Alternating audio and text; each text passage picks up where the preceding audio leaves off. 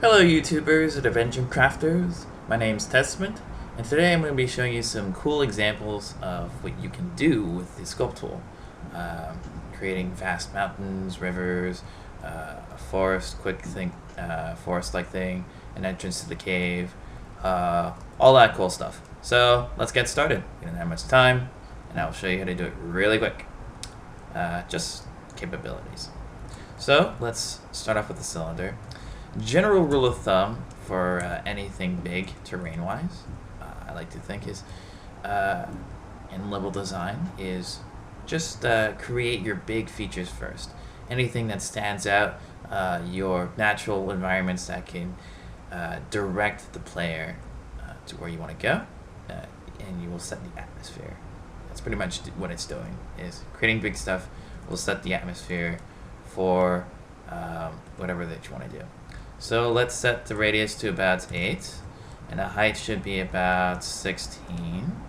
And I'm going to set the brush offset Y right about here. And I'm going to set the taper to something like 350. Alright, now for really big stuff, I'm going to hold grass. Do not hold shift. I learned this. Don't hold shift. You can hold control, that's great, and that's very useful, but don't hold shift with big stuff, because then you won't have any control of what you're doing. Only do it when you know what you're doing, like if you have complete control over your terrain and whatnot, and that's all cool. So I'm going to have like some sort of like canyon-like thing, so you have some sort of entrance right here, and yada yada. You can sort of go this way. You're going to make a little big open area here in this section, so it's gonna widen it out, right? We're gonna do that. Ooh, see what happens when I hold down shift? That happens, but I can correct that, sorta. Just quick little touch up there. Makes for some good variety. So we're gonna have to expand this really quick, so I don't have much time. So here we are, we closed off our little area. So already we have like our mountain, and that was pretty good. That's updating. So that's where we're going to start off. This is where our player is going to start off. And then next we're going to create our river. What I like to do for this one is set our base, so something that's straight. We create our waterfall, right? And then we're just going to go to keep the settings here, set the offset Y back to 0, and we're going to go to our eraser. And then I think this is a good pace, so we're just going to start here, right? And I can tap shift and then clear away, right? That's really cool. And I think what's really cool is I can just tap shift to dig as far as I want to without having to worry too much about the general cause of things. So having a 1 by 1 by 1 brush is pretty useful. Yeah. Alright, so I just cut off my my little waterfall. Sorry I had to cut that area out. I'm sure you didn't want to watch me do that. So you're not really going to see much about where the waterfall originates from, because I'm going to not have the player. You can control your environment, so you don't have to have the player see where where the source of your water comes from. It's not that important because you're controlling the level, right? So that's all cool. So we know that this is going to be the base, right? Right now we're in debug mode, so water's not flowing. So we're going to switch down to our cylinder back again, and then we're going to set the taper to something negative 750. Sounds about right. Same direction. Radius is going to be like about 3, right? The height's going to be something around 3, and then we're going to set the offset to negative so that it is flushed with the ground, so that I can draw my river. So let's hold control and draw. And don't have to worry about it. Now we can have the river sort of originate over here. It's all cool. And see, what having a tapered radius does is that it has like some sort of fidelity for controlling that steepness, you know. So it seems a little bit more natural for the river to sort of bend off into the surface, and you can sort of climb out. Pretty natural stuff. Anyways, now that we have that, we're gonna go increase our radius, and we're gonna put in some trees. So height 1, tapers 0 for good measure, and then we're gonna go here, and let's go to our opacity, and it's gonna put to 0.5%. We're gonna have sparse trees over the place, and we're gonna have this brush mode be shift. So yeah, now let's paint. Here we have some of our trees already. Just tap shift, don't hold it, or else you're gonna have too much trees. It's all that control and fidelity. And how about this area be a little more sparse? I will add a feature to auto-generate terrain. Don't you worry about that.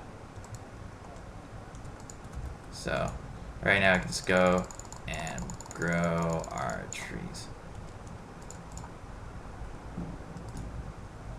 See? For now, you have to settle for this. Sorry, guys.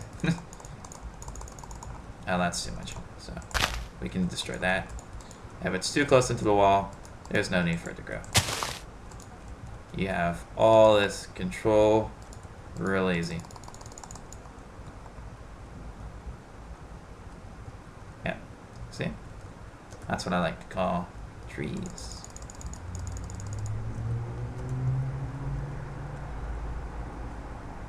Trees on a cliffs. Alright, now that we have that, see, already we have something going on, and that's pretty wonderful.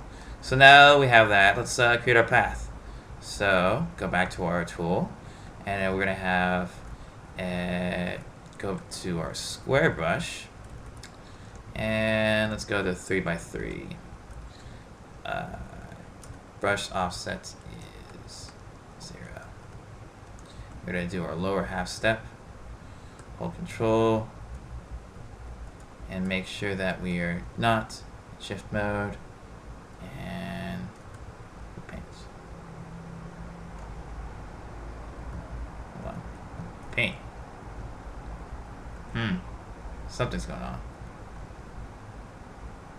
Oh yes, that's right. Brush opacity has to be high. Okay, now we paint. Actually, now he paints. Okay, this is ridiculous. Sometimes I lose myself, but hey, why not? I just wanted to see how these look. I'm not really too fond of having these be the path, but let's pretend these are the path, you know, and just go on our daily way.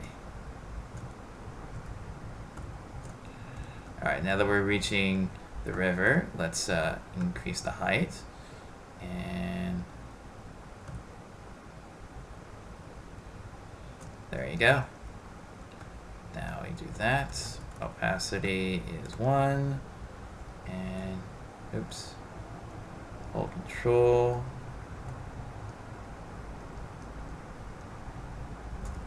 and then we erase. Opacity is at 0. We erase this. Screw up, and then we go back down.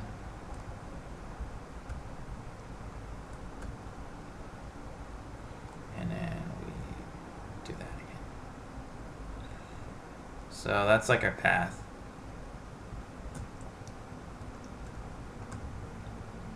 And then it's going to go into some cave-like thing over here.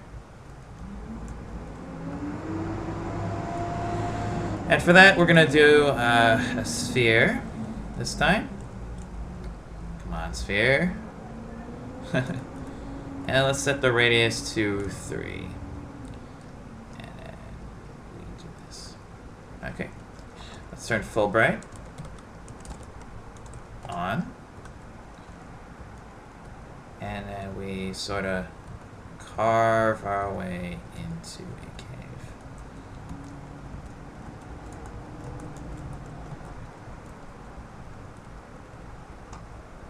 Alright, and we have a cave.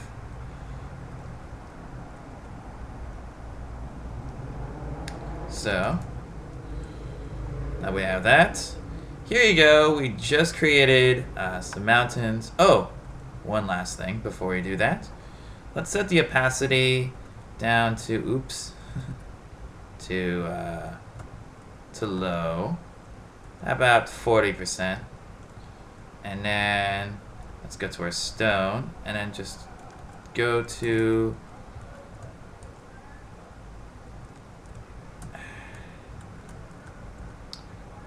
only on selected blocks, select the dirt, and paint away. More realistic terrain than just dirt. And it takes no time at all. And we have a noise, so it's randomized.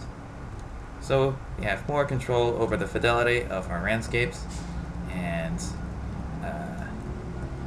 yeah.